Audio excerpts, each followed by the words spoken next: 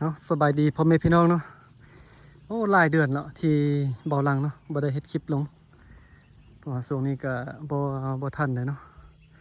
ไปหาเงินหาคำเนาะเรื่องการเดินทางในการได้ใช้เงินหลายได้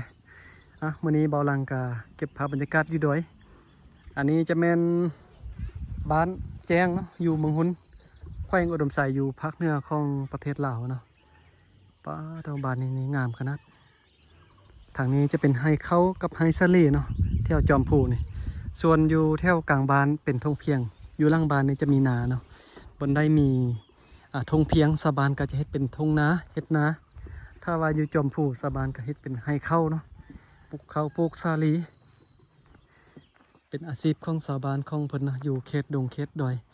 เป็นบ้านหนึงเนาะอยู่ป้าไก่ตัวเมืองในบ้านนี่นะเส้นทางมานี่ก็แบบทุรกันดารพอสมควรเนาะลำบากเลยยามฝนมานี่ลำบากที่สุดนะเมื่อกี้ขี่รถมานี่ฝนตกนะอย่างดีแต่ว่ามาฮอดบ้านก่อนพอดีมาฮอดบ้านแล้วก็พอดีฝนตกแต่ว่าแดดออกแล้วตอนนี้นะถ้าว่าแดดบ่ออกนี่เส้นทางมื่น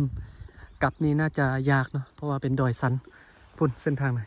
ขี่รถขึ้นในภูฝากพุ่นไปเนาะแต่ก็คุ้มค่าที่ได้มาเห็นภาพบรรยากาศงามๆแบบนี้เนาะเป็นหมู่บ้านที่อยู่กลางป่ากลางดอยเนาะ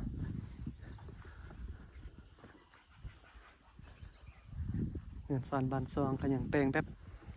ดังเดิมเนาะ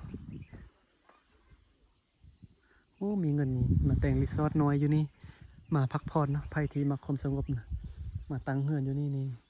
บรรยากาศดีขนาดเนาะบนนี้ก็เป็นเราเข้าเนาะ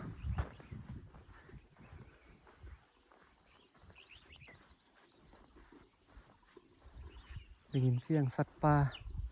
ตดนกโตแมลงแมงไม้ห้องเนาะ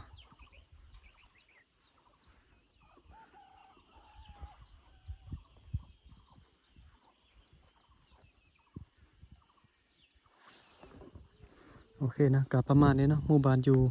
เขตดอยมันนี่กะเก็บภาพบรรยากาศให้เบิ่งนะถ้าว่าเบาลางเดินทางไปฮอดไซเห็นหมู่บ้านหรือว่าเห็นวิวธรรมชาติงามๆเก็บภาพบรรยากาศนะมาฝากให้เบิ่งถ่ายคลิปธรรมชาตินะเฮือนซานบ้านซองวิถีชีวิตชาวบ้านเนาะมาให้ FC ที่ติดตามนะได้เบิ่งได้ชมไปนำกันเดินทางไปเที่ยวไปชมธรรมชาติอยู่บ้านเมืองลาวเนาะ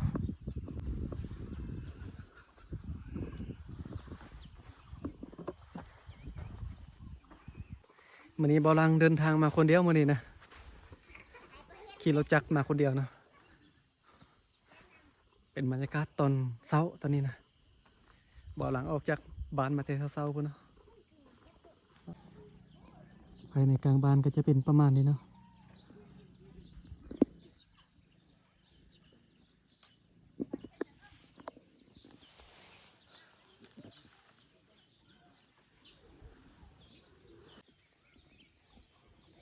สวยงามขนาดเนาะหมู่บ้านนี้นะ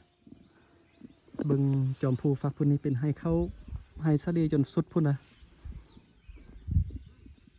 งามขนาดถ้าว่ามีเงินนี่มาแต่งรีสอร์ทนอนพักผ่อนจะนี่น่าจะดีเนาะสัมผัสบรรยากาศธรรมชาติวิวงามแบบนี้คล้ายคือเมืองลับแลกับว่าแม่นเนาะ